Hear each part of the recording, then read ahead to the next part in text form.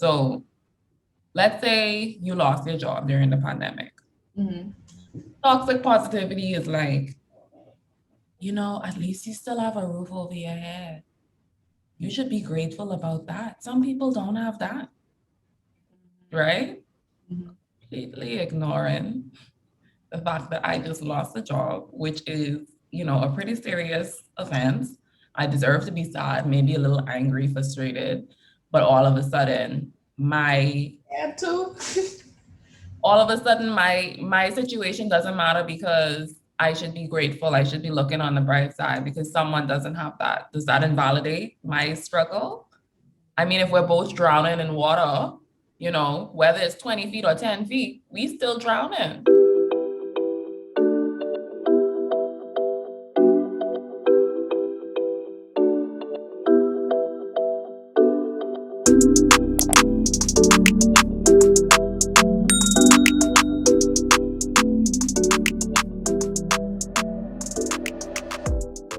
Hey everybody, we're back again.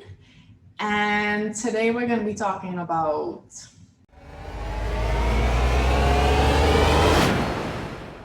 toxic positivity. So, we have these things like good vibes only, cheer up, it could be worse. And, these things can be inspiring, but they can also fall under toxic positivity. So it's this belief that no matter how serious or difficult a situation is, we should always just maintain this positive mindset. And, while having a positive outlook on things can build hope, which is a very good thing, having a good vibes only approach to life leaves no room for how we're actually feeling. And then that means it also doesn't leave any room for us to actually address how we feel and then solve the problem. Like, think about it. If you don't address that a problem exists in the first place, how can you even solve it? You can't. So, in a way, we can even be the ones gaslighting ourselves with these same mantras because we're the ones invalidating how we feel in the first place. So, And I think it's also very easy to build up resentment that way too, when we aren't really authentic in how we feel and able to express those emotions that we feel on positive, because we have this just the sense of I need to always look on the bright side, and as an adult, it's very easy to want to establish yourself as someone who's competent, as someone who is mastering life and they have it all together. But we all know the reality is we don't. We don't have it all together, especially in the middle of a pandemic.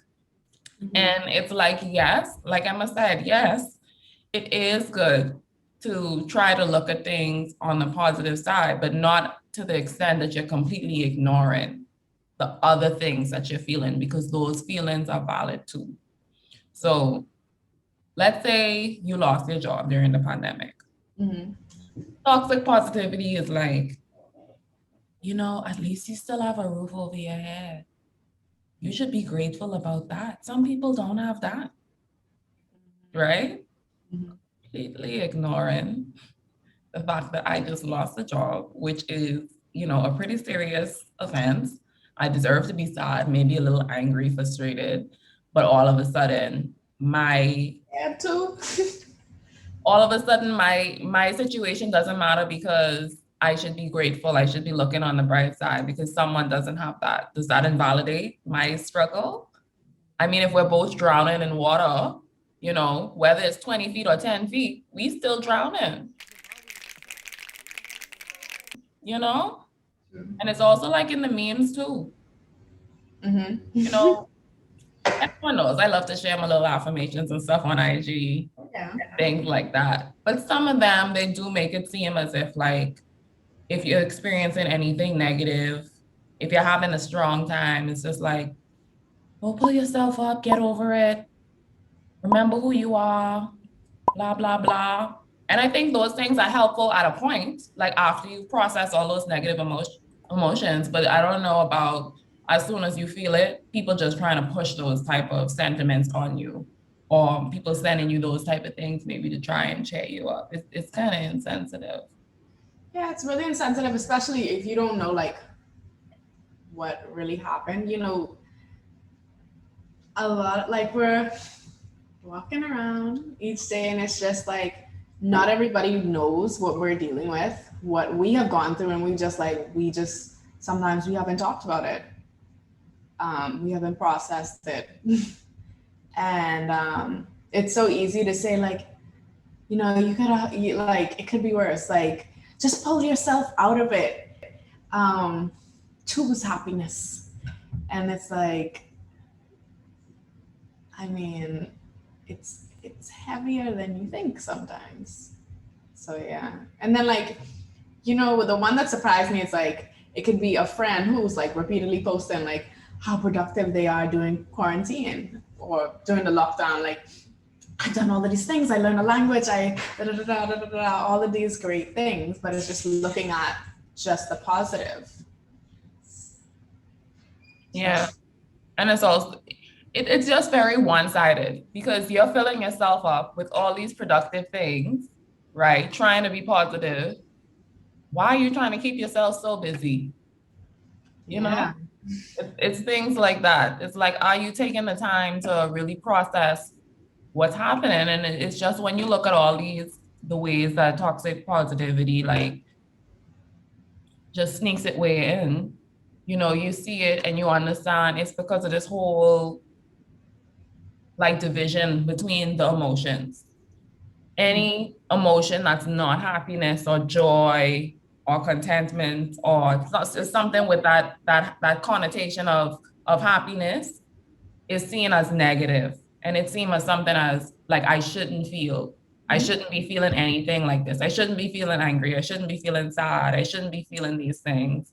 And it's like, when you think about it, this is stuff that we've internalized from childhood. And we kind of just carried it, like, who knows what we were taught, like, in the home or in our past relationships. But it's like, this is the way that some people relate to the world. But like we were saying, it's not that healthy. Mm-hmm. Life is about the entire spectrum. Not just a part And of it. yeah, and there's no way, if you don't embrace the sadness, then how are you going to embrace the happiness to truly feel, to really enjoy it, if you don't embrace all of the spectrum, Yeah. Yeah. And that brings me to the other, like, another way toxic positivity comes up. It's like literally you telling yourself, like, I shouldn't feel this way. I shouldn't be dwelling on this. I shouldn't be sad. I shouldn't be lonely. I shouldn't be scared. I shouldn't be anxious. Like, you telling yourself you shouldn't feel how you feel, instead of giving yourself the space to feel whatever you feel when you feel it. Right. So yeah, it's like you said, basically anything that sends this message that unhappy emotions are somehow bad or negative. And there's, like, so many reasons why people use these. Like, there's so many reasons why people use toxic positivity. Like, a major one could be, like, they're actually trying to be helpful. Like, they're not trying to hurt you when they say these things, like these memes, like family members saying these things, like, when you lost your job, or even yourself.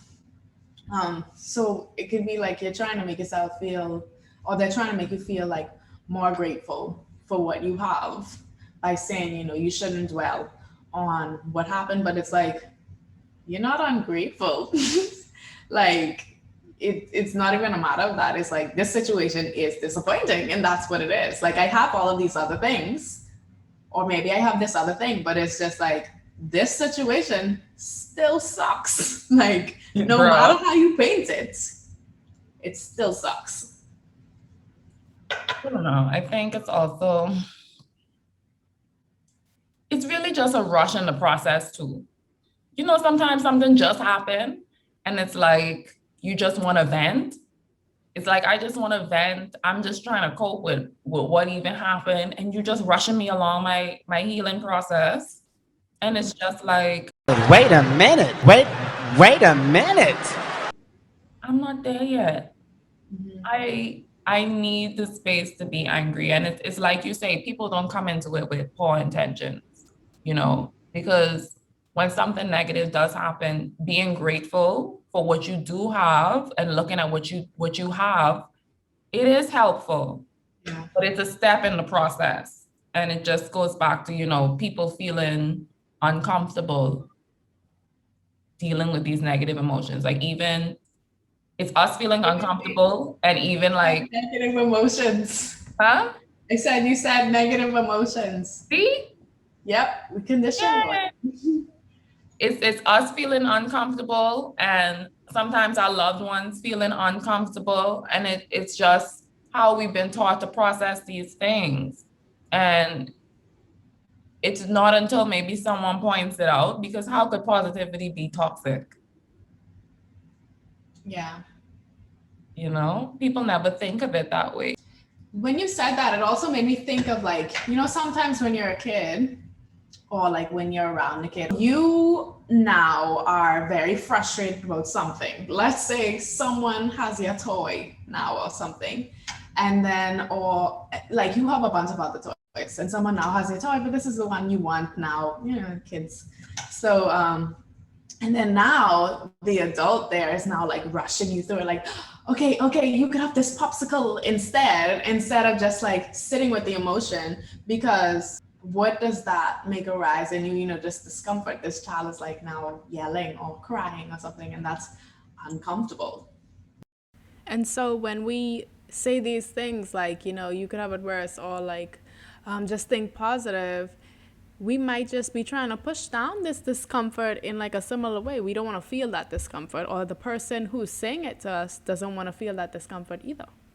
Yeah, it goes back to just that, like you say, that pressure to fix the situation on hand and to make it all right and to make everything like go back to, just push towards that one side of the spectrum. But it's just like not everything in life could just be controlled in that way.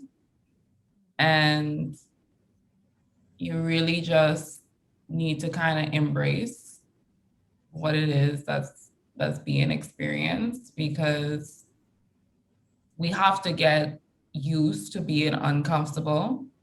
And I think especially at this generation, we've become really accustomed to like instant gratification. Like as soon as, exactly, with social media, when we want content, it's there. When we want to watch TV, when we want to watch a series, we are watching all 16 episodes one time. I I can't tell you how frustrated I was watching Lupin, and I realized it had a part two, and I had to wait months for it. I was upset. Emma, I was upset, and I realized, like, how do I remember when we were younger, we had to wait a whole week. I could not. Like, how did I wait so long for Pretty Little Liars? Like every. And the suspense. There's always so much suspense with those. So I'm like, how did I even do that? Yeah, and so if I'm going through a negative, I guess maybe period of my life, and I'm down, I'm sad or whatever, sometimes it does feel like, especially because we're so used to seeing like that highlight reel on social media or even in shows, how quickly things just wrap up neatly. Sometimes it does feel like, well, how long is this gonna last? And it's like uncomfortable. It's uncomfortable, and sometimes it's hard to figure out like when is the happy emotions gonna come back? When is this gonna pass? And I think even with the pandemic, this whole like dealing with that whole uncertainty, it's been very challenging to, Amplified. yeah, it's been very challenging to look on the bright side. You know what I mean? And I think even though people mean well, it's really just insensitive to the fact that this is a hard time that we're going through. People have lost their loved ones, jobs, their entire livelihood. You get what I'm saying? Yeah. And it's like, I get that you want to help people cope through it and find a way to move through it. But a big part of that is more so acceptance and less looking on the bright side. Yeah. Yeah. Yeah. So it's like that just brings me to like another, like you said it that way so beautifully. It's just another way that toxic positively manifests is like, it distracts from the issue at hand. Like Yeah. Literally is an avoidance coping mechanism. So like you're avoiding what's going on in this present moment to push away any like internal discomfort that you may have. And you might not realize that you're doing it, but it's like, it's also like that. So like good vibes only. Mind you, that can be helpful because you're like, okay, let's say you have this in your room, you're like, you know, this is my sanctuary, my safe place, you know, and maybe I don't want people who are constantly negative in this space. However, it becomes an issue when it's like, no, no, no, only positivity. And I myself can only feel a certain way when I'm in here. And I can only live this certain way. But it's like, is that really helping? And like, after everything that you've been through, like, is that really realistic? So, like, it's just having that like always positive mindset can force you to push down or just like suppress how you really feel. And what that's knowing is like you're not being authentic then. So now you're not being your real self, your true self. And that's exactly when positivity becomes toxic. So when it's not genuine or when it's forced or you're like rushing it along. And the issue with this is like two major things. Like, have you ever noticed that when you try not to think about something, you're actually more likely to think about it? And then trying to actually like push down or suppress these like feelings that are not happiness can actually lead to even more internal discomfort. So like more anxiety, depression, overall poor mental health, poor sleep patterns, more substance abuse, prolonged grief. If you have lost a job, lost a loved one, lost a relationship because maybe it just ended. And there's even like a greater chance of acute stress and even PTSD. So this is just something to think about when you're thinking about like pushing it down. Yeah. And just to say too, you know, the reason why it's so important to be authentic and true to yourself and how you feel is because it's a boundary, right? Every day that you decide to put on this mask of positivity and go out and talk to others, you are not showing up for yourself and you are not making space for the support that you may actually need in this time. And, you know, it might actually, it's almost like I mean, is it too much to say it's almost like self-harm? Like you harming yourself almost I by would say not being. so. Did we not just talk about the whole list of effects? I would say so. I think it would be. Yeah, yeah. And it's just to show like that bridge of how this lack of authenticity could lead to that, you know, the depression and the poor mental health because your body knows. Your body and your subconscious knows that you aren't being authentic and true to yourself. And that's why you have all these ramifications, not sleeping well and things of that nature. And that's why it's just so important to show up for yourself by being authentic and not engaging in the toxic positivity. Yeah, because then like when you label all of these feelings as like bad, now what happens if you're feeling these quote unquote bad feelings? You feel ashamed. Like when you're anxious or scared or you're just disappointed, like all of the positive thinking in the world might not help you to feel up. And so it leaves no room for self compassion. So you're just being very critical of yourself now. And you're not even giving yourself the grace to feel how you feel. And now all of a sudden, this human experience of feeling all of these emotions is this very horrible thing. And this is not me saying that like feeling what you feel might not be painful, because sometimes it can be uncomfortable, sometimes it can be really painful, especially if it's something that's been pushed down for so long. I think the next thing would be to say like how, well, I guess to talk more about how we can move away from this like toxic positivity and just, yeah. Yeah. I think the biggest thing is it's like you say, processing these emotions and sitting with it is not going to be a walk in the park, right? Because these emotions are very intense and they bring up a lot of uncomfortableness. And that's why people label them as negative and kind of want to avoid doing the work, essentially. But if you have someone that you really trust that you could talk to, that could be a way for to help you move away from avoiding how you feel and just kind of like just getting to the point of expressing it. What Emma said about self-compassion, sometimes when we start with the negative self-talk, it's very hard to have almost like someone fact check the things that we say to ourselves, Yeah. right?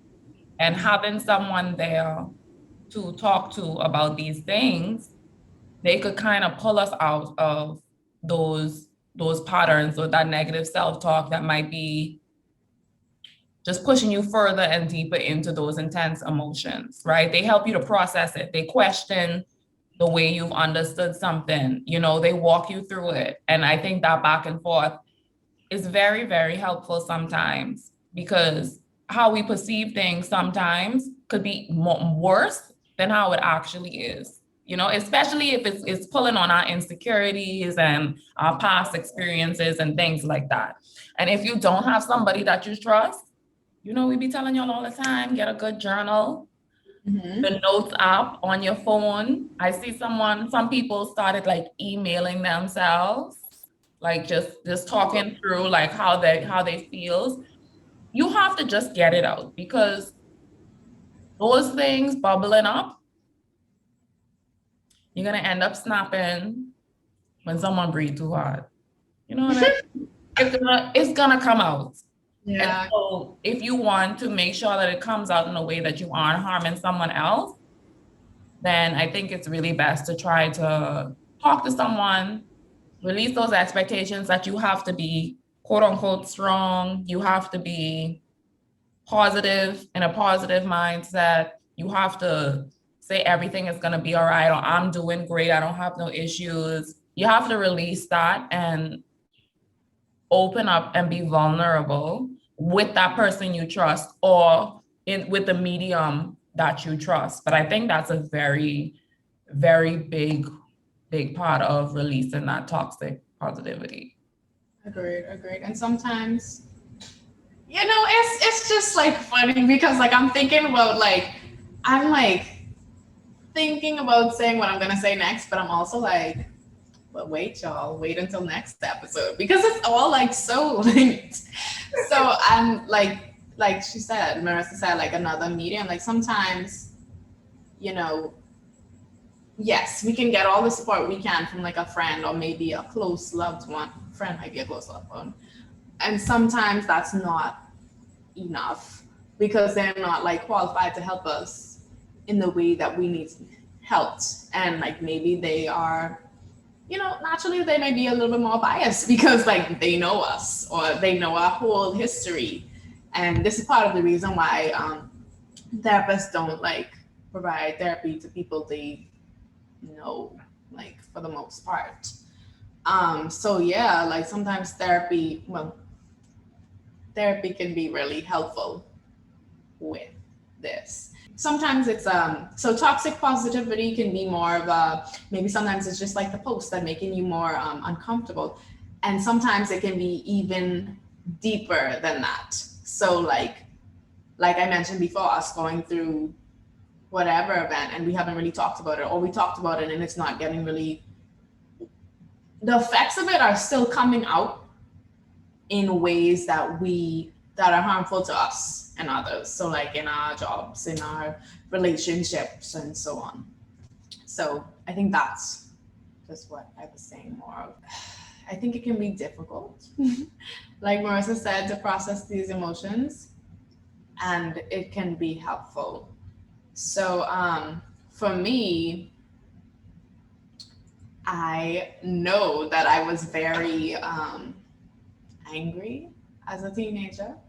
So I try not to I think I was trying not to feel disappointed and hurt and sad. And so I was just angry all the time. I was so angry. And what I didn't realize until um, I allowed myself to feel all of these emotions was that I wasn't feeling like the happiness, the excitement, the like surprise in a good way to the extent that I can feel them now. So what sometimes people don't realize is like, okay, I'm going to numb out all of these emotions, like the disappointment, the sadness, the hurt, because it's just too painful. But what sometimes we don't realize is like, it doesn't work like that. We can't just numb out the emotions that we don't want to feel, the ones that sometimes people have termed them as bad or negative. We end up numbing out all of them. So the happiness, the excitement. And for me, it wasn't until something that like really like it just forced me to feel like that sadness and all of that happened to me, like just really super like heartbroken, that I realized like, oh my gosh, like I wasn't like loving my friends and connecting with them as well as I can now. Like I wasn't I just wasn't as happy as I can be now. And then it's what you said, Marissa, like I wasn't talking about certain things, and it's more so because like I felt like I couldn't, like this is a private thing. You keep that, you don't talk about these things because it's not just your business, like it's also the family's business. You know, that sometimes it's a cultural norm or family norm. But definitely in the Caribbean. yeah, so and it's really harmful. Like it's also my thing too. So I wasn't getting the support that I needed because I didn't feel like I had the space to express what was going on with me. And sometimes you don't, you may not need to express exactly what's going on. It's your choice. Sometimes you can also express like how something is making you feel. And it's just in that space for someone just to say like, wow, like that must be really, that sounds really challenging. You sound like you're dealing with a whole lot. And it almost gives you the permission to say like, oh, you're not gonna tell me like, you're not gonna tell me not to feel that way. You're not gonna tell me to jump over. Like, it's okay that I feel this way. I am dealing with a lot. You know, like I've been trying to belittle it this whole time, but yeah, that is a lot. Like, wow, okay. Yeah. Okay.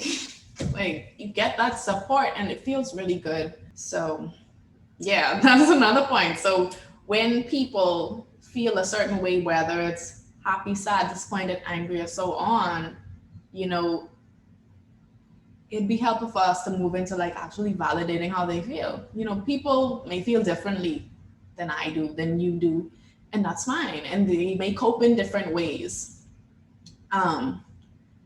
It's so helpful when we validate how we feel and we say like, you know, that really matters, how you feel matters, because sometimes people have never heard that, or they're the ones now who have internalized this message that it doesn't matter how they feel, doesn't matter, or how they feel isn't a big deal. So now they're telling themselves how I feel isn't a big deal. And it's like, I'm like thinking of like theorists now. So it's like, you know, you have this like your real self and then your ideal self, and now you're like putting even more space between the two. Like this ideal self is like unattainable. Like this is this person who only feels these happiness, all of those things, and it's just like that's not realistic. And the more you try to make yourself like that ideal self as opposed to just being your real authentic self, the more discomfort you're gonna feel anyway. So it's like listening, validating, and not offering unsolicited advice. Like that is a big one. Okay. You want to like control the situation that you can't control because it creates your own discomfort. But try not to offer unsolicited advice. Like I was even talking to someone recently and they're like, yeah, but like a lot of times that's what they want. They want advice. I'm like, You don't know what they want. Did you ask? you would think like you, and it's also like what we've learned. So, but it's like a lot of times someone just wants someone to hear them.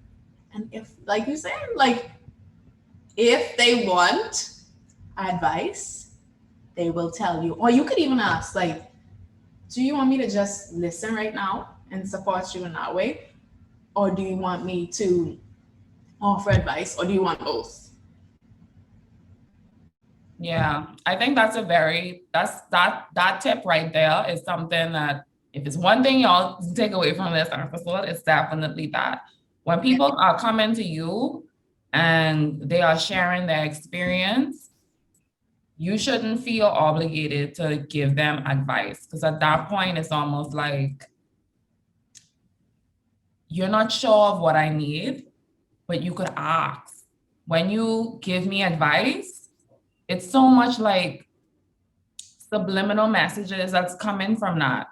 It's like, I haven't even finished venting. If I am in a place where I wasn't ready for advice, because sometimes people do provide unsolicited advice and it's helpful because you're in the space to receive that. But if it is that I'm not in the space to receive that and you're providing me with advice, to me, when people do it to me, I know it feels like they're just trying to wrap my situation up and move on. Put it in a bowl and put it under the Put it in a bowl and it's like, see, handles. You need to relax. It's not that serious. Like that to me, that's kind of the messages that I get when people just, and it's like I understand that they're trying to help, but it's just like that's not what I needed right now. I'm coming to you because I want to feel validated. I want my emotions to feel validated. I want to vent. I want to just process this with you as a friend. And I don't necessarily need advice because I feel like for me too, once I process it, I already know what I have to do, I don't need the advice. I want to vent and be miserable about it for a while, and then I'll do all those things. But you got to give me the space to get there, Yeah, that's something. When you said that, it made me think of also like sometimes, like, yeah, there's the discomfort, which may be a reason why sometimes people don't, they just want to put it in that bowl and in that box and just like it's handled all of that. It's just like, are they even in the space to receive or to like be that support you right now? Like sometimes they're going on dealing with so many things. And sometimes because we're dealing with so many things, maybe we don't realize the impact we're having on people. When you're thinking of talking to somebody about something serious and something that can be, potentially a lot for them too, to help you with, like, have you considered asking, like, are you in the space for me to talk to you about something serious that's been bothering me? And then I think sometimes people just don't recognize what they're doing. So even if you ask them if they're in the space, I think it's, I don't know. I think because of the way that we view mental health, sometimes people kind of just automatically go into problem solving mode. True. And I think that it also goes back to kind of teaching people how you want to be treated in a way. So let's say I did ask someone, are you in the space? I think that you'd also have to make it clear what you want. Are you in the space to listen to me vent? Are you in the space to provide me advice? Like, it's weird, but for us to really unlearn some of the things that we've learned, especially because it really just all goes back to how we were taught to process and deal with emotions in the home as children. And if we are as adults now trying to unlearn that in our relationships, it's going to be some questions. It's going to be some discussions that feel pretty weird to say, like, are you in the space to listen to me vent right now? I don't need advice. I just need advice. To have to vocalize your needs like that might feel weird, but it's a part of that unlearning process of what we were taught relationship wise, and also how to process emotions. But asking that question, are you in the space? Those things are just really important to make sure A, you're able to vocalize what you need, but B, you actually receive it. And if you aren't receiving it from the person, that should also give you some signs as well. Because like Emma had said earlier, not everyone in your life who you are close to is gonna be A, in the position to receive, or B, able to give you the support that you might need. And this is where it is good for a professional to come in and to provide you with that type of support, because everyone is carrying their own baggage, right? And some people just are not in the space. Sometimes that's all the capacity that they have. I could give you this advice, but I really can't sit here and listen to you vent, because it might be triggering to me too. Yeah. And I think if it is that someone comes to you, because we did speak about like the importance of validating emotions of yourself and for others, but if someone does come to you and you know you are not in the space, then you also have to be honest about that and recognize that I'm really not in the space and I can't provide what you need from me right now. And that might also be a tough conversation to have. Yeah. Or it could even be like, can we try 2 days from now at 2 p.m.? Like, that should be good. Like, today and tomorrow is very stressful. Like, can we do that? A little reschedule. Yeah. Yeah. Yeah. So, and one of my favorite, oh, wait, before we even move on to that, it's also helpful to remember that even when you offer advice and they ask you for this advice, they're receiving this advice with like open arms or whatever, like they're like, I wanted this advice. They don't have to take it. So like, I think sometimes people think like, I offered them advice and they didn't take my advice, so don't ask me for any more advice. It's still their life. They ask you for advice. And like sometimes when you get somebody's advice, you're like, oh yeah, instead of just saying like, oh yeah, I'm gonna take that, it might even be like, oh, that's exactly why I'm not gonna do that. I didn't even think about it before. This makes it clearer that I don't want to do this. So That reminds me, have you ever heard of like emotional dumping? yeah. Yeah. I feel like that's gonna have to be a whole next episode. I'm thinking it might also be a reason why people feel inclined to give advice too, because you do have people who bring up the same situation, the same intense situations to their loved ones on multiple occasions. They are not taking the advice. And at this point, it is draining for the person close to them. But that's fun. That's the whole of the topic, y'all. Mm-hmm. Yeah. But one thing I really like, I use this a lot more now. So I think that as humans, we have this like natural tendency to group things into like, it's like two groups. So yes or no. And just like, you either do this or you don't do this. And like, it does not work like that. Like, it's not, there's usually so many more like layers. So we don't have to use or. We could use and. So remember that we can use the word and instead of or. You can be hopeful about getting a new job and you could still be sad about recently losing that job. Like, no, it's not just happy vibes. It can be so many things. And that's literally what people talk about when they feel like ambivalence. So like, let's say even like first day of school, you know, sometimes you have that nervousness and then you could also have that excitement. It's just so many emotions. Like you can be nervous about the future and hopeful that certain things will still work out in a way that works for you. Yeah. I don't know. I have been reading, you know, like how in more recent times, people have just become really polarized in how they view, you know, just politics, religion, and it's not surprising that it's also how we view our emotions sometimes. That like just in like in that dichotomous, it has to fit in this box or this box. But I think it really does. That's really helpful to think about the and, because human experience, it's a lot of gray area. Yeah. It's not really black and white. And we just could be so damaging to ourselves trying to fit ourselves in this one box. And we could be happy and sad at the same time. We are complex beings, So why limit yourself? And we have another discussion like I had, so I was talking to someone and they were telling me like, my mom did the best she had, as she could, right? And they were also expressing all of these other things that they were like, they needed.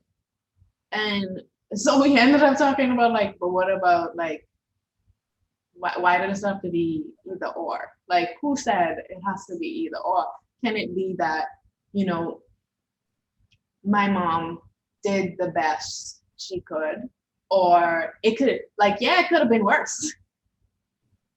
And I also needed more. So it's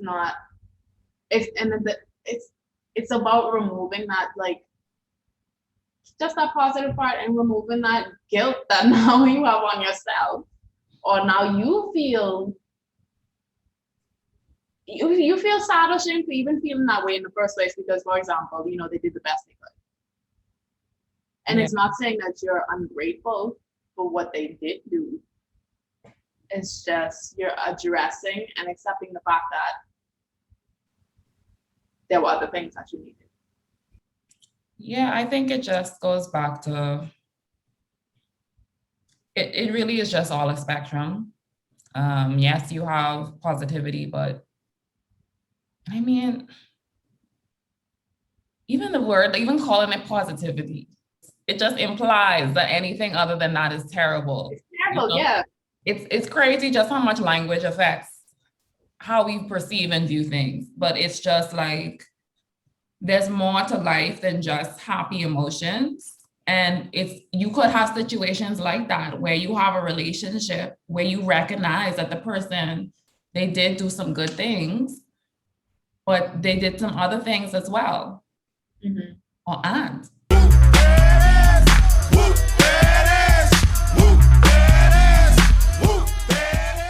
it impacted me in a way that I would have preferred it didn't. And it's okay to say that, because it's okay to express those emotions, and you're in a safe place to express those emotions, Yeah. And once again, it's really just, I think the biggest thing about becoming an adult is just recognizing how much you kind of have to unlearn once you come out of certain situations, once you start establishing your own life. Mm-hmm. It's almost like it's on us now to unlearn and to improve how we did certain things. Yeah. And that's hard. Not saying it's easy at all, because the majority of our life has been in this environment, with our parents, our guardians, our families, with whatever situation and context, And for some people, they really did have good childhoods growing up around parental figures that really taught them, how to process emotions and things like that. For some people, they didn't have that. And for some people, they were taught all their life, you shouldn't feel this. You shouldn't feel that. You should be grateful, And it's hard now as an adult to just let all that go. And that's why I mentioned having a safe space with your loved ones, with a therapist, with your journal is so important, because as we continue to get older, we know our mental health and physical health are intertwined, and we can't just be walking around with all that energy. The responsibility is on us now to think through, how do I do better? How do I process these emotions? And toxic positivity, it might seem so simple. Oh, look on the brighter side. And also, it might have even been effective for you when you were younger to get you out of harder situations. Yeah. But now you're not necessarily in that same situation anymore, and it requires a bit more complexity. You can't just look at the silver lining out of everything. You know, you can't do that for the rest of your life. You have to embrace. It just might not be helpful. You can't embrace the quote unquote good with the quote unquote bad. You can't just separate it. You have to embrace everything if you really want to live a fulfilled life. Yeah, so that's like a big way, right there, how to move away from toxic positivity too, is like addressing that it's there and just recognizing it. So any message where positivity is the only option, that's the toxic positivity right there. And that way you can pick it up. You can even say like, okay, you know, yeah, this happened. I can be grateful about this, but it doesn't mean I'm ungrateful, you know? It's just, it means I'm human. Yeah. It means that this situation kind of sucked or whatever. And even like, you know, we talk about this all the time. Don't be afraid to unfollow. Like, it means maybe blocking that page, unfollowing, muting it, minimizing the amount of time you spent there.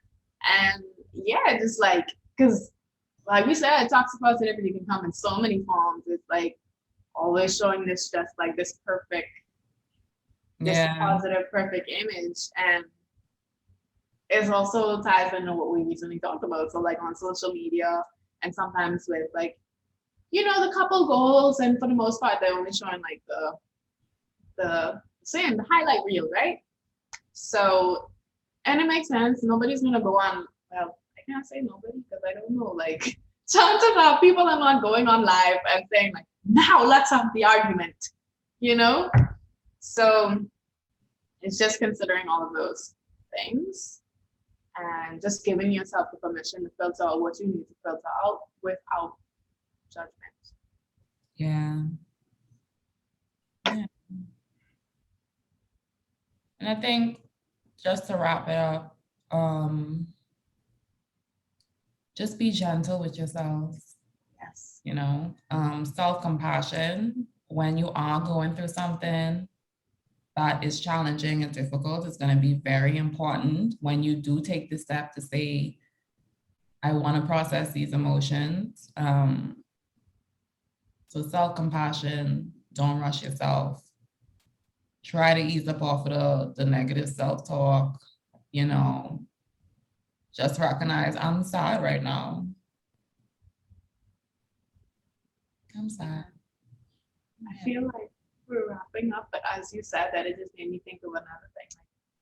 Like, you know, sometimes we even saw like the people closest to us, like we're like, something's going on there, like they're sad or something, or they're angry or something, and they say like, no, it's fine.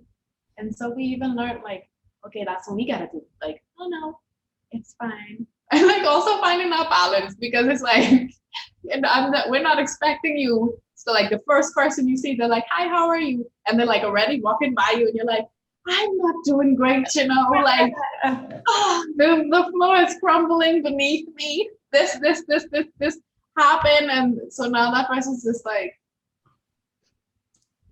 oh wow. I mean, like you might find someone who will actually be able to listen, but that person might be like, oh, I don't even know this person. I'm also in a rush now. So yeah. But compassion, all of these things Marissa was saying. And I like that you also said this could have been helpful for you when you were younger, or in certain ways it can be helpful. And just removing the guilt and shame, like, yeah, this was helpful for you. And now you know that you have other options, or more options than one. Yeah.